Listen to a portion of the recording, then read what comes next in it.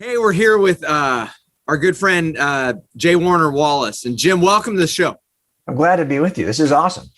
You know, we had you at Clovis Hills 2 years ago, and it was so good. And I got to be honest with you, I'll introduce him in a minute, people. But this is just more. I want people to understand just the impact you have worldwide in apologetics. Is I remember I'd seen you at Hume Lake, and I was like, wow, who is that guy? He's really good. And it was long ago. And I remember we had Lee Strobel 3 or 4 years ago at our church.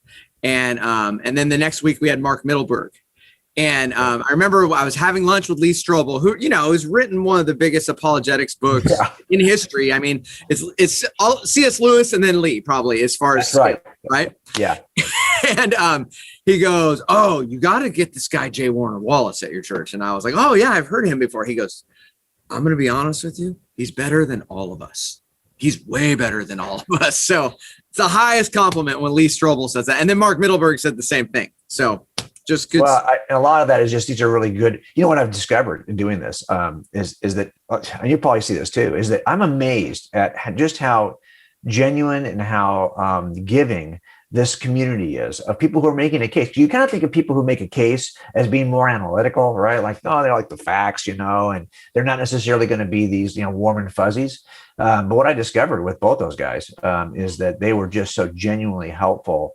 And this is the kind of community I think that we ought to be this way, right? If we are Christ followers, we ought to be displaying this kind of charity toward each other. So they're just being ridiculously charitable, trust me, but I'm grateful for them for sure. Yeah, it's awesome. So those of you that are watching right now and you don't know who J. Warner Wallace is, he was a 30 years cold case detective for LAPD. He really, NBC, MSNBC, the ID network, all of those that do the crime shows, a lot of times when they need an expert on cold case, they go to Jim. He's the evidence whisperer, is what they call him. And Jim, you have an amazing story, really, how you kind of went from being, because evidence is a big thing to you. You went from being a naturalist or an atheist, agnostic, to really coming to faith in Christ and being this great defender of the faith in Christ, an apologist for the faith, which is pretty incredible. Could you tell us a little bit about your story and how you kind of got to where you're at? Well, a lot of that was just the only skill set I knew to apply. So I was somebody who wasn't raised in that system, wasn't raised in Christianity. I didn't know anybody. So I didn't have a lot of, sometimes when you're raised in the church, you get a certain sense of church language and certain different approaches. And what does the word faith mean? Maybe you were raised with a certain definition in your head, but I didn't have any of that. So for me, I had to come at it. Faith, like blind faith, like evidence-free kind of faith, that wasn't going to be something that I was going to find palatable. So I knew, as a guy who was about 35 years old, that if I was going to jump in and give myself to this, and that was never my intention initially, I just got interested in Jesus because a pastor, I heard it in a sermon, said that Jesus was a smart guy. So I thought, okay, I like smart guys. And so I was willing to read the smart guy's words. Yeah. And as I read through those gospels, I became more and more intrigued with them as eyewitness accounts. And that's just something I actually had a skill set in. I'd done this before. I look, if you've ever noticed in the gospels, they're not exactly the same. And even two people's recalling of the same event are not portrayed the same way. Well, it turns out that's very common when you're working eyewitnesses.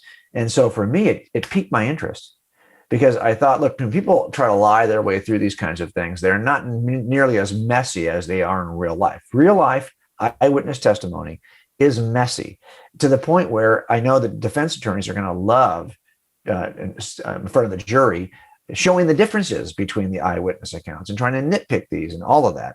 Mm-hmm. So I was interested in Gospels because they had the flavor and texture of eyewitness accounts. So I decided to test them, given the same court instructions we use in jury trials to test eyewitnesses. And that's really how I ended up becoming convinced that what these gospel authors were reporting was, in fact, reliable. And if that's the case, if Jesus actually did rise from the grave, it changes everything. But look, you know, and I know that a lot of us who are convinced there are no supernatural events, we're a committed science guy, and I was raised in the 60s and 70s. So, I was kind of the Star Trek generation of people growing up, the landing on the moon. Science will have all the answers. I'm not interested in miracles or supernatural events. I did not believe ever were possible. Mm-hmm. So if you would just take out the supernatural events from the Gospels, there'd be nobody who would look at the manuscript evidence and deny the historicity of Jesus. Yeah. Think about it. We have more manuscript evidence of any ancient, and nobody would deny the truth claims of those manuscripts, except that they contain miracles. Yeah. And for me, that was enough. So I might come out. But here's what turned the corner for me. I eventually asked myself, well, wait a minute. I believe that the entire universe leapt into existence from nothing, Big Bang cosmology. There's a bit of the science points to this, right? Yeah. And that means that all time, matter, and space had a beginning. The beginning of the universe demarks the beginning of space, time, and matter. There was no space before space. That began with the universe, according not to our holy book, but according to the science. Yeah. But that means that first cause has to be outside of space, time, and matter. Yeah. So if we're in a caused universe, there must be a cause for a caused universe, and that cause has to be outside of space. I already believe in something that's extra natural. Yeah. And I didn't even really stop to think about it. Now, if that extra natural cause of the universe steps into time in the New Testament, do you think that like walking on water is a big potato miracle? I don't think so. The resurrection is not a big, no, all space, time, and matter created from nothing. Genesis 1, that's the big one.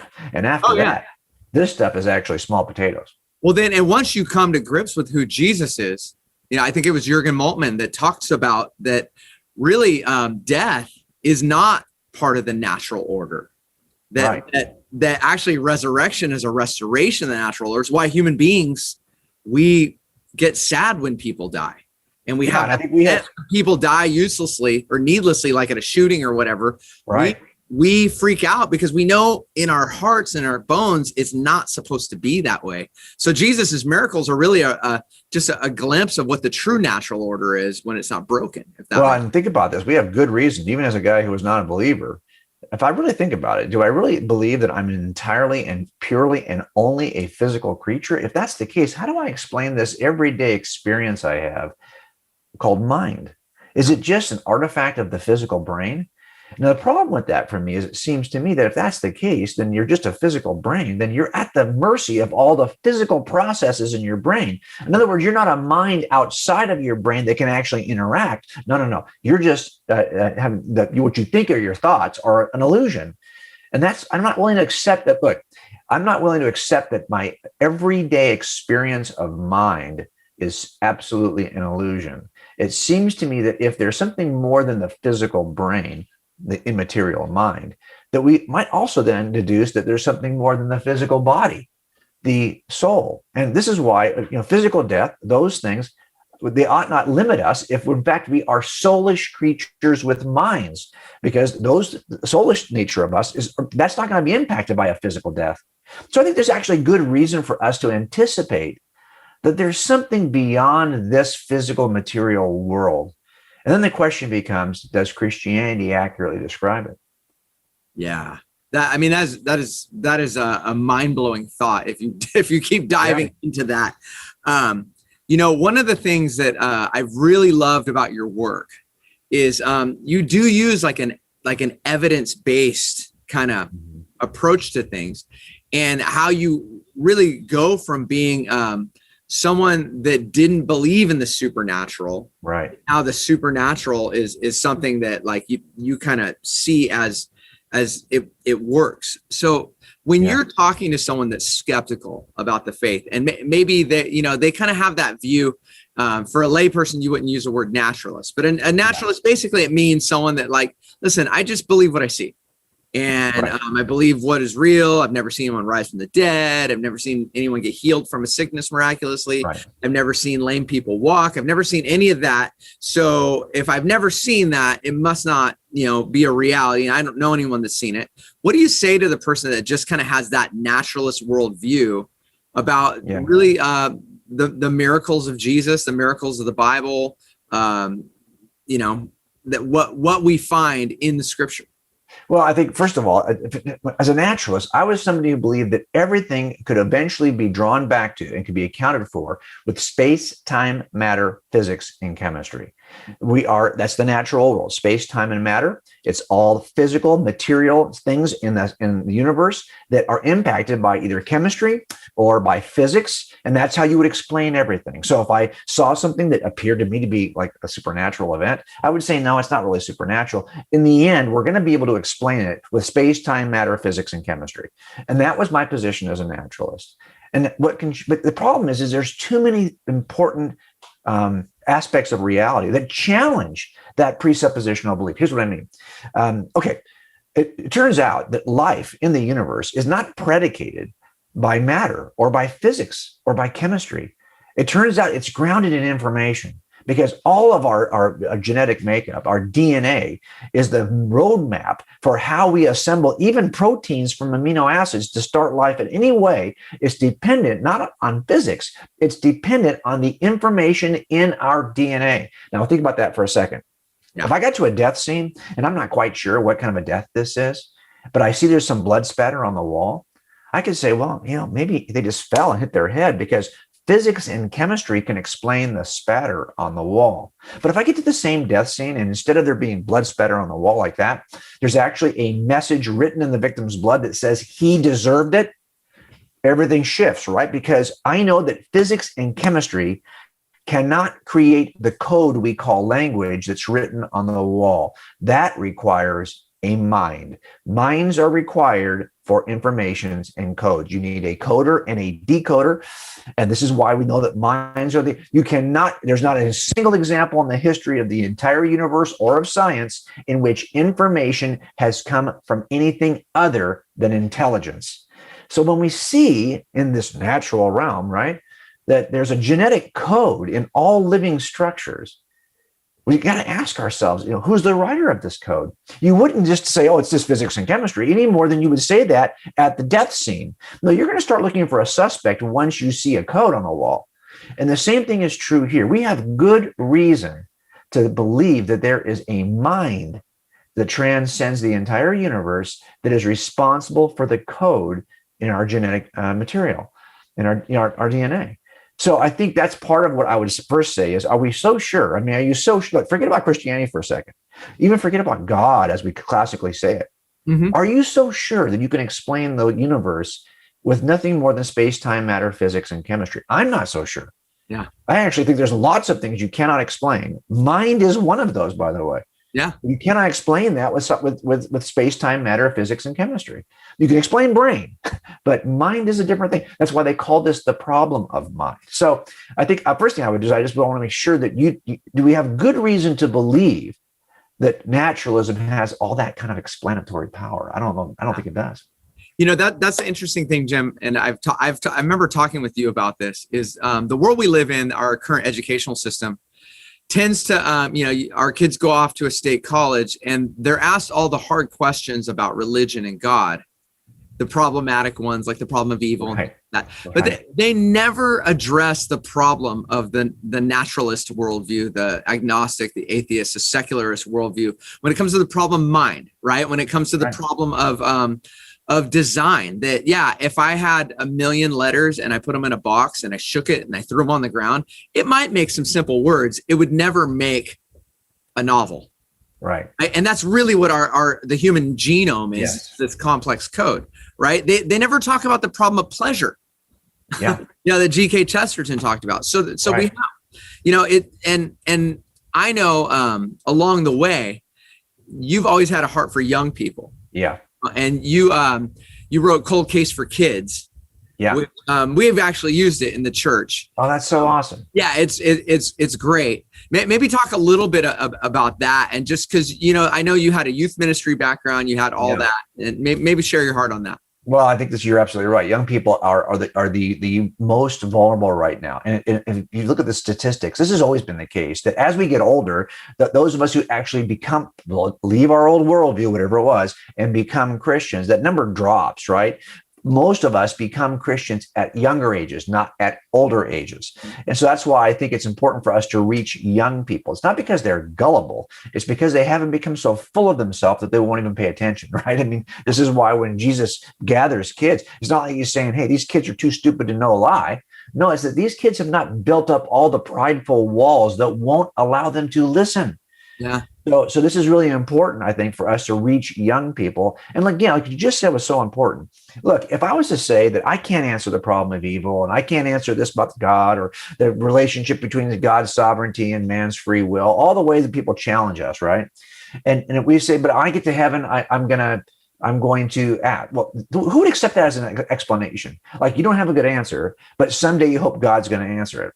Well, okay, conversely, if I can't explain how the universe came into being from nothing, I can't explain why it appears to be fine-tuned, why there appears to be design in nature, right? Well, how, as a matter of fact, how do I even get life to originate in the universe? How do I account for mind or even free agency if all I am is a predetermined physicalist universe? There is no free agency in that kind of universe. Even Sam Harris, who's an atheist, says this is the case.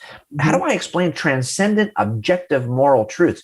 How do I even explain this objective standard of righteousness that when it gets violated, we call something evil? Look, there's just 8 things I mentioned to you that atheism cannot answer. Yeah. And what they'll typically say is, well, we don't understand how life originated yet, but someday science will have an answer. Well, wait a minute. You wouldn't allow us to say someday God will tell us. Yeah, it's the exact same answer. Let's make a decision now based on the evidence now. I get it when people say there's a God of the gaps. You guys always jump to God. Well, science of the gaps is just as dangerous. You just jump to science. So in the end, we have to be fair that which of these worldviews has a shorter path. I get it. Under Christianity, there's lots of unanswered questions. I'm going to have to step across those unanswered questions. That is called an act of faith. But it turns out under atheism, that step is a lot longer because the evidence trail is a lot shorter. There's too many unanswered questions. Like, I could be a lot. Maybe you say, well, I don't think Christianity is true. Fine. I could never be an atheist, though. I could never go back to that because there's just no way I can live with all those unanswered questions. But then it comes down to, do we trust the reliability of the gospel authors? And once we do those 2 things, hey, atheism has no explanatory power, and the gospel authors are reliable. Well, guess where you're going to end up? You're going to end up trusting, well, at least knowing that Christ, that doesn't make you a Christian. You'll at least have belief that the New Testament is true. But until you read the New Testament to see what it says about you, your need for a savior, and by the way, I wasn't going to listen to that. But once I determined it was true about Jesus, I started to pay attention to what it was saying about me. And that does change everything. Yeah. Okay, I'm going to pause right here. So I'm going to ask you a question in a minute. And I think we'll use a graphic. Okay. Yeah, the cumulative. As you're explaining it. So it's this guy right here. Yeah, absolutely. Yeah. And we'll talk about the this is right, the cumulative case for the reliability of the gospel. Right. And you can kind of go into that, and instead of my face, Dan, you can pull this. I have this graphic, so we'll pull that up. So okay, cool. All right. Well, Jay, this is fascinating. And as we're talking about really the eyewitnesses and the gospel, is you have written extensively, you've talked extensively about the cumulative reality of the gospel eyewitnesses. And there's really 4 kind of criteria that you have. Right. As if you were studying a cold case, if you're trying to examine facts on something, and you've applied that to the gospel, to these 4 gospels, Matthew, Mark, Luke, and John. In this VERITAS series we're doing, we actually had Dr. Mark Strauss, who writes extensively about the difference for gospels and how they prove the case. And then you actually come like from a whole nother realm of study to prove his point theologically, which is brilliant. So maybe you could share that, and we'll throw the graphic up so people can see it as well. Yeah, I mean, what we're trying to do here, I always call it death by 1,000 paper cuts. Look, I have cases that I work that have no eyewitnesses who are alive. If I had an eyewitness who saw the crime, it wouldn't be a cold case. It would have been a solved case. But because I don't have eyewitnesses on these cases, I have to build it a different way. Maybe you have some reports of things that some people saw, but now they're dead. It's kind of like the Gospels, right? So I have to kind of assess these. Now, it turns out there's 4 criteria, which you can see in the graphic, that basically help you to understand if someone is reliable. Now, these are derived from 13 questions that jurors are allowed to ask in the state of California when assessing eyewitness testimony. And it comes down to 4 criteria. 1, was the witness really there to see what they said they saw? People will say there's sometimes a witness, but they weren't even in town, so they're disqualified. 2, can they be corroborated in some way, even if that corroboration is just what I call touch point corroboration? Look, in the days I worked cases from like 72 to like 88, there were no like iPhones with, HD video, and you didn't have that kind of corroboration. I had to corroborate things with like fingerprints and palm prints and just little pieces that kind of connect together the dots of what a witness is saying. But do I have any of that? 3rd, have they been honest and accurate over time, or have they changed their story? And 4 is, do they have a reason to lie to me, some motive that would explain why they're going to all these lengths to tell me something that's not actually true? Okay. That is the criteria. That's how I start these kinds of cases. I ask those 4 questions because I know that that's how I'm going to have to put it in front of a jury. I have to check all those boxes that, yes, they match. So for the Gospels, I simply had to ask those questions. I think that they are early enough to have been written by eyewitnesses. I don't believe that the Gospels were written in the 2nd or 3rd century. I think there's lots of data that's missing from the book of Acts that dates Acts prior to 60 AD. That's why he doesn't mention the death of Paul, the death of James, the brother of Jesus, the death of Barnabas, the death of Peter. He doesn't mention key players who die, even though he mentions the death of James, the brother of John, who's a nobody in the book of Acts. Okay, I'm sorry. Why would you mention this guy and leave out the big ones? Because they haven't died yet. But that dates the book of Acts earlier than 60 AD. And then you'll see evidence that Luke wrote 2 books, Acts and the Gospel of Luke, that Paul is quoting Luke's gospel in his own writings, and those writings are relatively early in the 50s. So we have good reason to believe that Luke is written in the early 50s, and he's quoting a lot of what Mark wrote. And he says that he's speaking to those people who were, in the beginning, were witnesses and servants of the word. So, I mean, and I think Mark is actually penning for Peter, as the Bishop Papias says in Antiquity. But my point is, you're now getting within the 40s and 50s. And you might think, well, that's like 20 years after the fact. Okay. First of all, it's one thing to have a witness who shows up 20 years later and has never discussed this with anybody and now wants to recall off the top of their head what happened 20 years ago. And I'll often ask, well, did you tell anybody else about this? Oh, yeah, I've been talking about it for 20 years. You can ask my family. You can ask my husband. I've been talking about it for 20 years. And then I can go back and see, well, tell you what, if you talk about something repeatedly, as a matter of fact, if you talk about it every day as the manner in which you are evangelizing, which is what the disciples did. Think about it. Every day, their technique to evangelism was to recite what they saw as eyewitnesses. Yeah. By the way, you will not find, let me share with you how my life was changed by Jesus. I think we should do that, but I don't think that should be all we do. Yeah. Because what they talked about was they were selected on their eyewitness authority. Upper room, who replaces Judas? Matthias. Why? Because he said he saw Jesus from the baptism to the resurrection. He's an eyewitness. And by the way, if I spend the next 20 years talking about this stuff, and then at some point I write it down, you got a much better chance of it being accurate because you've been saying it over and over and over again for 20 years. Yeah. I have a family member who was a World War II vet, and he just passed away. And we never questioned his eyewitness account of World War II because he talked about his whole life. Yeah. It's just a common sense thing.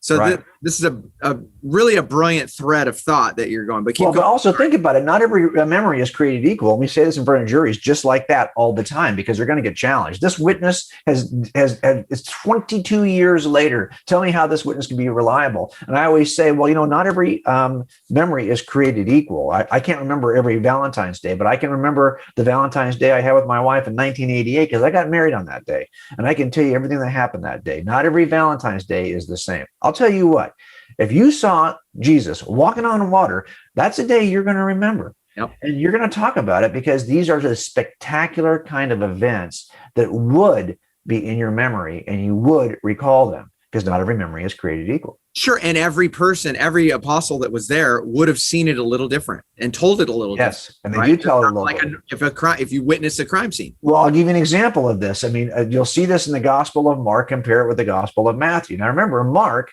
according to Papias, was written, he's writing Peter's account. And Mark is with Peter in Rome. Remember, Mark's kind of one of those guys who gets to hang out with all the disciples, right? All the apostles. He was with Barnabas. He's Barnabas' cousin. He was with Paul for a season. You see it in Colossians. He talks about him as well, even though they kind of separated for a season. But my point is this. It seems to me that Mark takes good care of Peter. And that's why I think that Peter's fingerprints are on the Gospel of Mark. As an example, if you read Matthew's account, Matthew says that Jesus is walking on water. He's walking up to this boat with all of the disciples. And Peter says, hey, can I get out and join you? Basically, he says, come on. So he jumps out of the boat and right away he starts to sink. And Jesus kind of scolds him in front of everybody else. Oh, you have little faith. Mm-hmm. Well, guess what? Read Mark's version of this. Yeah, that's true. Peter never gets out of the boat, dude. Peter, he covers for Peter. As a matter of fact, every time that Peter says something stupid in one of the other Gospels, when Mark's writing it, Mark says, Peter said this stupid thing, and all the other apostles agreed. That's what he says. He just makes it. Peter looks best in Mark's Gospel. That's not a coincidence. That's and that shows eyewitness again, right? This is exactly what eyewitnesses do. Yeah. Yeah. So you've gone through all four pieces. Yeah. Right. So let's just jump to the end. Okay. Because you can go through all of those. It's kind of hard to do, right? Are they early enough? Can they be corroborated? Of course, you can corroborate with archaeology, internal evidence, external evidence, the proper use of names. They use the right names that happen to be in use in the area around Jerusalem in the first century. Not everyone does that, by the way. The non-canonical Gospels, they don't mention many names at all. They don't even mention many cities. Why? Because they're written in Egypt very late in history. Those guys didn't know what the names were and what the towns were called. But our gospel authors, they actually do know what these towns are called. And they're small towns that sometimes have to be found archaeologically because they don't even exist anymore on the map. They're still debating over which little fishing village is Bethsaida. That's right. That's absolutely because they were so small. Right. They're so small. And that's why you have this kind of detail. Also, we know that the story hasn't changed much because you can trace the story as John gave it to his disciples, and then as those disciples gave it to their disciples. And I've done that in the book, this chain of custody, to show that you can say, hey, I don't believe the supernatural elements in the Gospels. What you can't say is, I think those were added later, because you'll see those are very early.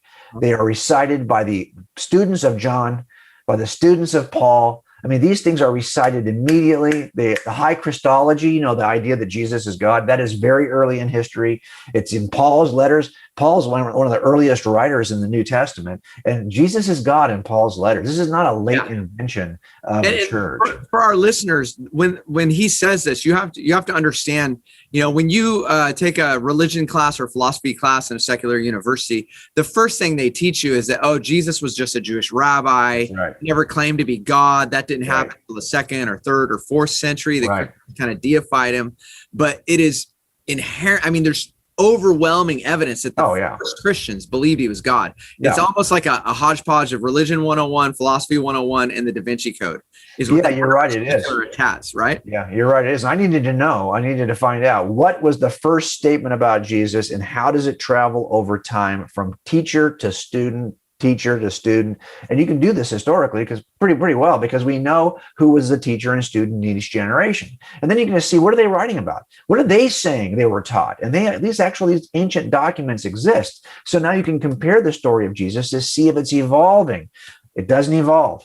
The virgin conception, it's early. Sorry, it doesn't evolve. Nothing you find in the Gospels appears late in history. It appears early in history. Not only that, why would they? The last thing we'll talk about is why would they lie? What is the motive? And I always say there's only 3 reasons why anyone lies, 3 reasons why anyone commits a crime or does anything they shouldn't do.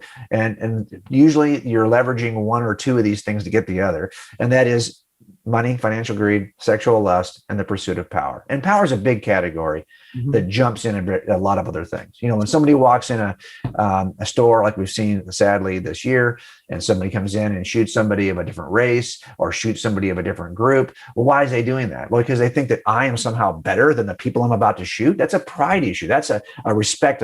That's in the power category. Sure. When you're somebody who's a drug addict and you think that your personal addiction pleasure is more important than anyone around you, that's a power issue. This is, again, it's going to fall in that third category. Mm-hmm. So the question becomes, if that's all that's behind a lie, and you're claiming that all of this about Jesus is a lie that's being told by the disciples, then which of these three things do you think is motivating them? And that's a good question to ask, because people, don't typically, unless you have a bunch of crazy people, but that's hard when you have a large group. Remember, you've got at least the 12, right? Plus there was 120 in the upper room. Plus there were 500, according to Paul in 1 Corinthians 15. How many people have to tell this lie? And are they all motivated by sex, money, or power? I mean, it's ridiculous. And even people who look at this as skeptics, they might say, well, Paul, he became a leader in the church. Really? He was already a leader in a religious group. He was in a better position. One. Yeah. He had one of the best. Actually, he died a very obscure life. Compared to where he could have been. Yeah. Instead of Saul. I was reading through Acts this morning with my wife, and we're reading I think we're in chapter 16 or 17. And we're reading about how Paul and Silas were flogged severely. And then remember, they're put in shackles. And then an earthquake occurs and they escape the shackles. And that night, the jailer becomes a Christian, a Christ follower. And he bathes their wounds. He cleans their wounds. I want you to think about this. We just read over that, severely flogged. Okay, think Passion of the Christ flogging, okay? Yeah. This is what these folks suffered. So much so that the jailer then has to bathe his open wounds. Yeah. Okay, this is at a time when you don't have any antibiotic. What are you using for a painkiller? You can't take Tylenol or Advil. This is what they went through for this claim. Yeah. I'm not quite sure I can understand why anybody would go through that for this claim with nothing in it for them. Well, and Paul had no idea he was shaping Western society. He was writing letters, and he was in jail, and there was these itty bitty. I'm gambling that someday I'm going to be somebody. Is that what you think he's doing? Come on. Okay. And he was a tent maker. He had a side job because he didn't make enough being an apostle. Like, it's crazy to think that he did it for money, power, or sex, or any of that, right? So all of the disciples that way, they're all martyred. But look, you'll see this. You'll see that Christians today fall.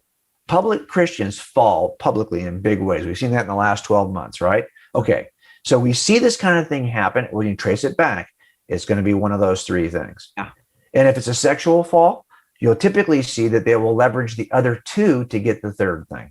This is so common in all of my casework that I'm looking for it in the gospel authors. I mean, just compare by example, Joseph Smith, when he begins Mormonism, does he have any of those three things? Well, yes, actually, he was married over 30 times. Mm-hmm. He was financed by the church, and he became the leader of the church, and at one time commanded the largest standing army on the North American continent, other than the American army. Mm-hmm. He ran for president. And so all of those, this doesn't mean it's a lie, because just because you're motivated to lie does not mean you're lying. But I can't even find a motivation to lie on the part of the apostles. Yeah. And that's a big difference. Yeah. No, it's brilliant, Jim. You have, it's summertime, and you have a new book coming out in the fall in September. Tell us a little bit about it. I'm excited to hear about this. Well, I'm doing two things. Number one, I just wanted to write something that demonstrates why Jesus matters, even in a world that is skeptical of the scripture. So I said, tell you what, thought experiment. Let's just throw out all Christian scripture. Let's just say that some regime has somehow come into power globally and has burned every single New Testament. So now every manuscript we have, even the ancient manuscripts, have all been eradicated from planet Earth. What would we still know about Jesus? It turns out you'd know everything that you know today, because the fuse of history that burned up to the explosive appearance of Jesus and the fallout of history that occurred after Jesus arrived is so dramatic that you can reconstruct the story of Jesus just from human history, both the fuse and the fall. I do this a lot in what I call No Body Missing cases where you've got, let's say, a husband who kills his wife, gets rid of the body, reports that she's missing, and then we come in and nobody, maybe the first 4 or 5 years, we're waiting for her to come back. Well, then all of a sudden we realize this is a murder, and we've got no crime scene. He's moved from the house. He got rid of the body. So now how do I make a case when I've got nothing in the crime scene? That's the approach we're going to take. It's the fuse that leads up and the fallout that follows. And you'll be amazed. I'm amazed at the impact that Jesus had, of course, on literature, but I'm talking about not just Christian literature. I'm talking about the history of literature. There's no historical figure in the entire history of humans who has been written about more than Jesus of Nazareth, period. Not only that, there are Christ figures in all kinds of pop culture, all kinds of screenplays, all kinds of popular movies, from Superman, the most obvious, to all kinds of Steinbeck. You can go on and on. Some of the greatest characters of fiction have been patterned after the life of Jesus. Yeah. Not only that, he's impacted arts, the visual arts. Every master in every genre of history, art history, search them. Take the top 3 masters, look at their catalogs. They've all painted Jesus, from antiquity to pop art to Dadaism to Impressionism to post-Impressionism. Look at every single category. Nobody else has been painted as much as, and sculpted and crafted as much as Jesus. Same is true in music. Same is true about education. You realize that we are benefited from an educational system that we are indebted to Christ followers for. It emerged out of the monasteries. It emerged out of the cathedral schools. The first 3 modern universities as we know them, Bologna, Paris, Oxford, all originated by Christians. The top 15 schools in the world today, universities, all originated by Christians. And guess what? If all you did was visit those campuses and looked at their buildings and read the verses that are on their buildings, or looked at the stained glass on the top 15 universities in the world, you could reconstruct the story of Jesus just from campuses. Wow. So I think the impact of Jesus on art, music, education, literature, science, the science fathers who initiated all the major disciplines, guess what? They're all Christians. Yeah. You can reconstruct the story of Jesus, not from the church fathers, just from the private writings of the science fathers. Math, Pascal. Oh, I mean, on and on. Astronomy, co-founder of quantum mechanics, all of these things, they're all Christians. Yeah. So I just wanted to write a book that shows, especially for young people, that we have a tendency we're standing on the shoulders of a culture that is shaped by Jesus of Nazareth. So much so that we've forgotten. You know, when you stand on a foundation, you don't pay attention to it. You're just standing on it. You don't pay attention until the walls start to crack, right? Now, suddenly you're looking at the foundation. Well, I just want people to realize that Jesus, even today, still matters, because all the stuff you love as an atheist, literature, art, music, education, science, they're all Jesus dependent. So I think it's something we want to be able to show young people, is that Jesus still matters. Yeah, that is beautiful. You know, secular culture, post-Christian culture, ultimately is haunted by Christianity. It can't escape it. Its morality even is based in it. What it finds to be true and right and just is really a portion of the kingdom of God, right? That, you know, typically they're trying to build a utopia, right? A kingdom without the king is the kind of thing. I can't wait for this book to come out. I'll be one of the first to read it. I promise you. Jim. Well, I'll tell you, you're absolutely right about, we have structured a world around us that we cannot ground. If we say, hey, these values, these moral values we hold, if they just come out of us in our heads, or as a society, out of society's minds, as a group collectively, well, then we can't even argue with people who disagree with us. We'd have to say you're less a person if your view of morality is somehow deficient to mine, or you're less of a culture if your view of morality. We actually believe there's a transcendent morality that transcends individuals and transcends cultures. But how do you ground that if it's not in the mind of a transcendent moral lawgiver?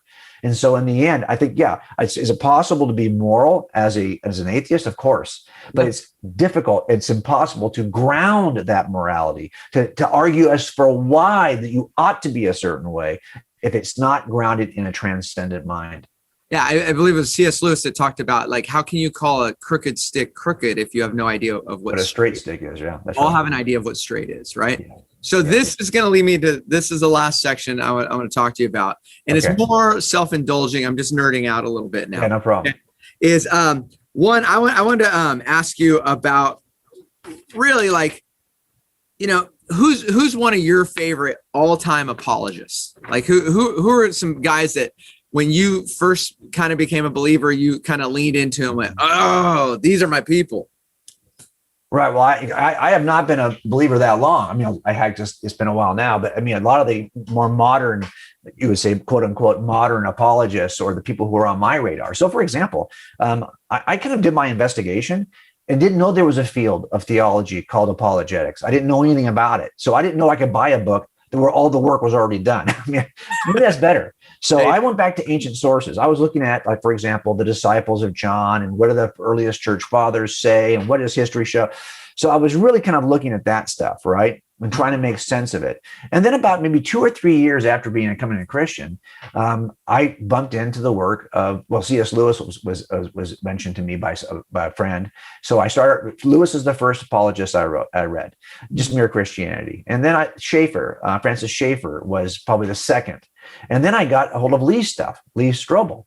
And I really resonated in terms of like contemporary apologists. Lee and I are very similar. I wasn't trying to prove my wife wrong like he was with Leslie. I was really I didn't think it was worth even trying to prove right or wrong. I just dumbed into it because as I'm reading for the wisdom statements of Jesus, I got interested in the eyewitness accounts. But I do like the fact that he's an interviewer. And so I have to do a lot of interviews too. So we're kind of like a kind of a kindred spirit. So I think Lee is probably, of all the contemporaries that are out there right now who are still living, I'm probably closest in my approach to Lee. And you met Lee, he was at your church. So you already know that there is genuinely no nicer person you're going to meet than Lee. So I think that's of all the contemporary people, and we still are in community. We talk a lot. And so I kind of feel like, as a matter of fact, my son just started Lee's new program at Colorado Christian University. Oh, that's cool. We're going out to see Lee next week. Yeah, good. And so that's a great program, by the way. My son's enrolled in the master's program there in apologetics. So I think that Lee is probably the one guy who's out there right now who I spend the most time talking to. And probably after Lee, it'd probably be Frank Turek, who is a good friend, who's like a brother. We're going to see him too. So okay, good. So yeah, you'll have a good time with Frank. I mean, so Frank is one of those guys who's also, like I said before, this industry.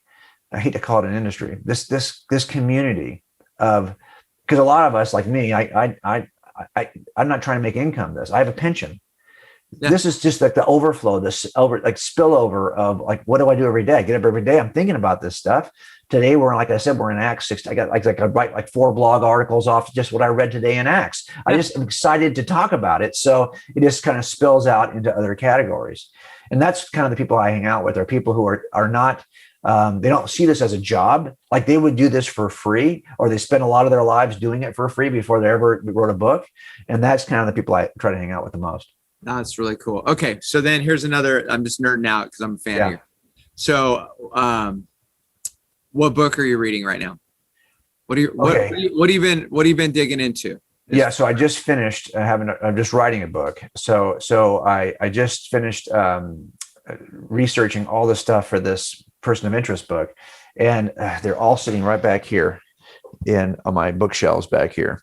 And so a lot of them, the last one I read, I think in that series was, I've forgotten the name of the title because it changed. I think it's called, it's about how Jesus changed the world. I'm reading a lot of those kinds of books, but a lot of stuff I'm reading, to be honest with you, is ancient. Mm-hmm. Right. And so I spend a lot of time on websites that are church fathers, which I know it's going to sound boring, but there's really interesting stuff in there. Sure. So if you're looking at Tertullian's defense of Christianity, that's fascinating stuff. Yeah. And it's so early in history, and then you can kind of start to connect dots. So this is going to sound lame too. One of the books that we're reading together right now is Craig Keener. He's got this 4-volume commentary for Acts. This morning, that's the book that we are kind of going through, trying to figure out like what does it mean when influential women in one of these cities became believers? What did that mean culturally? So I just thought, I get geeked out on the little minutia stuff. I don't actually read a lot of apologetics books though. Yeah, well, you're doing it. That's why I'm a nerd. I'm a history nerd as well. I honestly just read I believe it's Origen's refute of Celsus. Oh, good. Yeah. That's another one. I'm with you. I actually took that letter and I parsed everything out and said, okay, so what do we know about Celsus from Origen? Yeah. I found a website that had done that. That's what I got into. That's what I did too. I did Little that. rabbit hole. Yeah. So how boring is that? So people look at that. There's times when people will look at what I'm doing and they're going, why are you doing that? Yeah. I said, well, I'm reconstructing stuff about Jesus, but I'm trying to figure out like how many non-Christian voices in history, like what is their general attitude, right? And then part of the problem is that we're getting those non-Christian voices on the pages of ancient Christian documents. And so right away the skeptic says, oh, you can't trust that because it's not from a pagan source. Why don't I use that word source?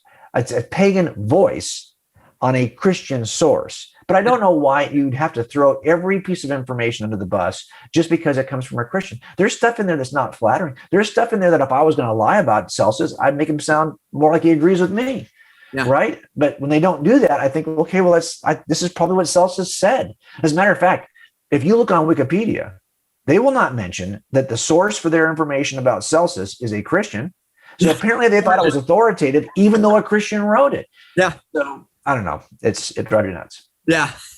Jim, thank you so much for being on this. I don't want to go too deep down a nerd rabbit hole with you. I know, right? Lose everyone, but yeah, just really appreciate who you are, your ministry. If people want to learn more about what you do, what's your website? It's just coldcasechristianity.com. That's been kind of our starting point. And we have a kids academy, like you mentioned, for 8 to 12-year-olds. And that's at casemakersacademy.com. And that's really been such a joy for us to experience with kids. We collect all the pictures of people who have graduated at these little academies we have, and we're posted there at casemakersacademy.com. We just love that experience. Yeah. I love your website. It's taken me down many a historical wormhole. I'm glad. So I just want to make sure anyone's watching this right now, check it out. Cold Case Christianity. It's a lots of resources. His blog is, and it's a really updated blog. Like you blog a lot. Yeah, and we just redid the website this year because we felt like, internet changes, and what has become like what menus, for example, on websites. Now everyone's got a different way they do menus. So we're just trying to stay up, right? So here's why. Young people, I don't want us ever to look like we just talked about stuff that if I said, okay, we're reading Celsus, we're reading Origen to get Celsus, like I'm afraid that people would say, no, we want to throw the ball in a way that's still exciting to catch. So that's what we're trying to do at Cold Case is to throw the ball in a way that young people will want to catch it. Awesome. Well, hey, thank you so much. We appreciate it. Thanks for having me. I really appreciate you.